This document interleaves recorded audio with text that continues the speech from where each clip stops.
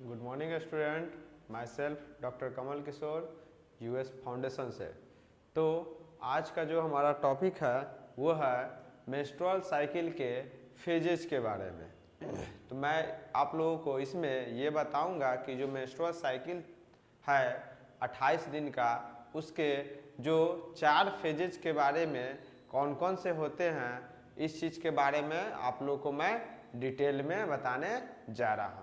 तो इसे जानने से पहले आप लोग जो पिछले वीडियो जिसमें मैंने आप लोगों को मेंस्ट्रुअल साइकिल के बारे में बताया था, जिसमें कि उसके इंट्रोडक्शन के बारे में, उसके बाद उसके डिफिनीशन के बारे में, और वो किस समय स्टार्ट होता है, किस समय बंद होता है, इन सब चीज़ के बारे में मैंने आप लोग को बता दिया था। और उसका जो नॉर्मल टाइम होता है, कितने दिन का होता है, इसके बारे में मैंने आप लोग को बता दिया था। उस वीडियो को आप लोग देखें और अच्छे से समझ लें, तो इस वीडियो को आप लोग को समझने में आसानी होगी। देन हम लोग आते हैं, जो हमारा अभी का जो टॉपिक है वो है फेजेज ऑफ मेंस्ट्रुअल साइकिल। क्या है? Phases of menstrual cycle. तो मैंने आप लोग को बताया था जो मेंस्ट्रुअल साइकिल होता है वो नॉर्मली 28 दिन का होता है, जिसमें कि मैंने आप लोग को इसको 4 भागों में बांटा था। और मैंने आपको बता दिया था कि जो उसके 4 फेजेज हैं वो कौन कौन से हैं। तो वो 4 फेजेज हैं। पहला फेज हुआ मेंस्ट्रुएशन फेज, पहला हो गया मेंस्ट्रुएशन फेज। दूसरा है फॉलिकुलर फेज, तीसरा है ओव्यूलेशन फेज, एंड चौथा है ल्यूटियल फेज।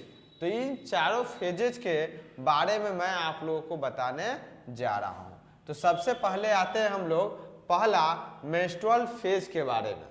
हम लोग ये देखते हैं कि ये मेंस्ट्रुअल फेज क्या होता है।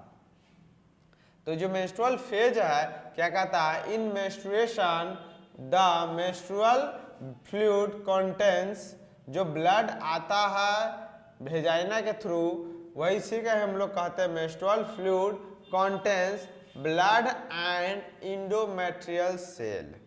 मैंने आप लोग को बताया था कि जब ये मेंस्ट्रुअल ब्लीडिंग स्टार्ट होता है तो यूट्रस के अंदर जो सबसे अंदर का लेयर होता है इंडोमेट्रियम, वो इंडोमेट्रियम टूटने लगता है और टूट करके वो सेल टूट करके ब्लड के थ्रू बाहर आता है। साथ ही साथ इसके ओवरी भी से जो निकला ओवम होता है वो भी इस मेंस्ट्रुअल ब्लीड के साथ बाहर आ जाता है। तो वही कहता है जो endometrium cell from the inner lining of the uterus. Clear? यहाँ पर मायोमेट्रियम और पेरीमेट्रियम नहीं आता है, लेकिन यहाँ पर हर मंथ में इंडोमेट्रियम टूटता है और वो टूटने के बाद फिर से नया वहाँ पर तैयार होता है। तो उसे हम लोग कहते हैं इंडोमेट्रियम सेल। क्लियर? तो ये जो इंडोमेट्रियम सेल है वो यूट्रस के इनर सबसे अंदर वाले भाग से टूटता है। नेक्स्ट देखते हैं हम लोग, the average time of this period is between 3 to 7 days. तो ये जो मेंस्ट्रुअल ब्लीडिंग का पीरियड होता है ये 3 से लेकर के 7 दिन तक नॉर्मल होता है। लेकिन अगर ये 7वां दिन से भी ज्यादा ब्लीडिंग हो रहा हो तो आप लोग समझ ले कि इसमें कुछ ना कुछ प्रॉब्लम है। क्लियर? 7 दिन से ब्लीडिंग अगर ज्यादा जा रहा है तो यूट्रस के अंदर या फैलोपियन ट्यूब के अंदर, या हो सकता है उसके हार्मोन्स या ओवरी के अंदर किसी न किसी तरह का डिफेक्ट हो सकता है। तो उसे आप लोग क्यूरी करें और जांच करा करके उसको क्लियर कर ले।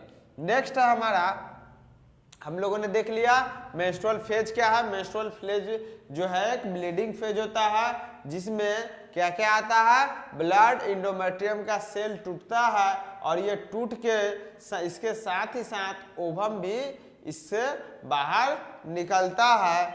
और ये जो पीरियड होता है ये 3 से 7 डेज तक का पीरियड होता है। क्लियर? चलिए अब नेक्स्ट आते हैं हम लोग दूसरा फॉलिकुलर फेज पे। तो इस फॉलिकुलर फेज के कुछ नाम और भी हैं जो मैंने आप लोगों को यहाँ बता दिया है। जो आप लोगों को बाद में अगर जिस नाम के बारे में अगर सुनने को मिले तो कंफ्यूजन नहीं हो, तो फॉलिकुलर फेज को ही पॉलीफ्रेटिव फेज या प्री ओवुलेटरी फेज भी कहा जाता है। क्लियर? फॉलिकुलर फेज को pre ovulatory phase and proliferative phase भी कहा जाता है। अब देखते हैं हम लोग इस फॉलिकुलर फेज में क्या क्या होता है। तो क्या कहता है, this follicular phase start on the stopping of blood and and with ovulation. ठीक है, ठीक है। तो जो ये फॉलिकुलर फेज होता है, जो ब्लड के जब स्टॉप हो जाएगा, ठीक है, जो मेंस्ट्रुअल ब्लड है स्टॉप हो जाता है, उस समय से ये स्टार्ट होता है और ओवुलेशन के पहले तक ये रहता है। क्लियर? तो क्या कहता है, stopping of blood and and with ovulation या एंड विथ ओवुलेशन, या ये ओवुलेशन के पहले तक भी रहता है। कभी कभी ओवुलेशन का जो पीरियड होता है, फेज होता है, वो इंक्लूड नहीं किया जाता है। इसी इंक्लूड के अंदर ओवुलेशन के फेज को भी अलग कर दिया हूं मैंने, जिसे आप लोग आगे ओवुलेशन फेज में पढ़ेंगे। तो नेक्स्ट देखते हैं हम लोग कि follicular phase promoted by the hypothalamus.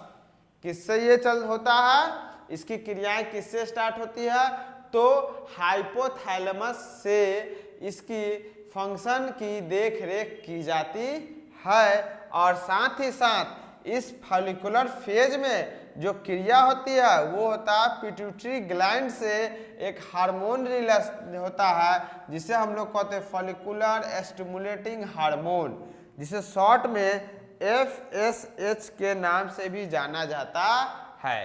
क्या चीज? FSH के नाम से भी जाना जाता है, जो कि पिट्यूटरी ग्लैंड से क्या होता है, रिलीज होता है। और ये FSH हार्मोन स्टिमुलेट करता है किसको, तो ओवरी को। क्यों?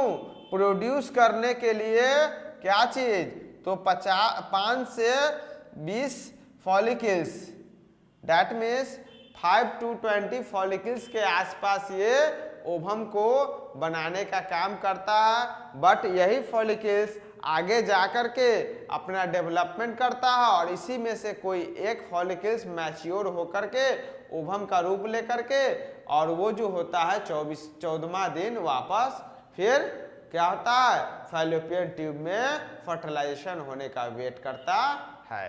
तो ये कौन किया, पिट्यूटरी ग्लैंड। किससे कराया, तो फॉलिकुलर स्टिमुलेटिंग हार्मोन से ये कराता है। तो ये रहा एज ए होल आपके मेंस्ट्रुअल साइकिल के 2 फेजेस के बारे में, menstrual phases and follicular phases के बारे में। तो इसे आप लोग अच्छे से नोट कर ले और समझ ले।